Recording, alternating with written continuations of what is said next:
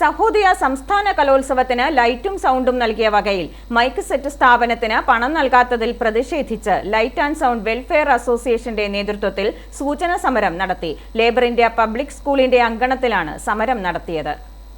കഴിഞ്ഞ നവംബർ 11, 12, 13, 14, 15 തീയതികളിൽ labour India public സ്കൂളിൽ വെച്ച് നടന്ന സഹോദയ സംസ്ഥാന കലോത്സവത്തിന് ലൈറ്റും സൗണ്ടും നൽകിയ വകയിൽ RHM സൗണ്ടിന് ഭീമമായ തുകയാണ് നൽകാനുള്ളതെന്ന് സമരക്കാർ പറഞ്ഞു.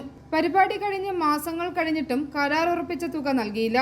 പല പ്രാവശ്യം മാനേജ്മെന്റ് സംസാരിച്ചെങ്കിലും തുക ലഭിക്കാതെ വന്നതിനെ തുടർന്നാണ് അസോസിയേഷൻ വിഷയം ഏറ്റെടുത്തതും സൂചനാ സമരം നടത്തിയതും. Suhail Liberty, Jimmy, Balakrishnan, Kunjumon, KM Ajithakumar, PMH Iqbal, Jaise Ramapuram, Manoj Nagin തുടങ്ങിയവർ സംസാരിച്ചു.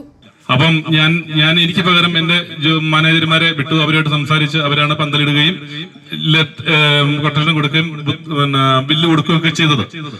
അപ്പോൾ അവര് 2 ലക്ഷം രൂപ തരാം, അഡ്വാൻസ് ആയിട്ട് തരാം എന്ന് പറഞ്ഞ് തരാതെ പണികളെല്ലാം കഴിഞ്ഞ് 2 ആഴ്ചകൾക്ക് ശേഷം ഒരു 2 ലക്ഷം രൂപ തരുന്നതിന് ഒരു 3 ദിവസം മുമ്പ് മാനേജർ ബന്ധപ്പെട്ട രാജേഷ് സാർ എന്ന് പറയുന്ന അദ്ദേഹം ഞങ്ങളോട് ചോദിച്ച ചോദ്യം, ഞാൻ എന്നെ കുടുക്കിക്കകത്ത് എന്റെ തോളത്ത് കെട്ടിക്കൊണ്ട് നടക്കുവാണ്, പൈസ കുടുക്കിക്കകത്ത് തരുവാണെങ്കിൽ ഞാൻ എവിടെ വെച്ച് നിങ്ങൾ തരും? ഏത് ഇവരുടെ വർക്കെല്ലാം ചെയ്ത് ആഴ്ചകൾ കഴിഞ്ഞു.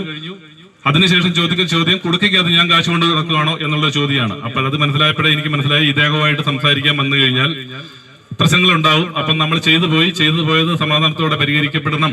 i4 news, Ettumanoor.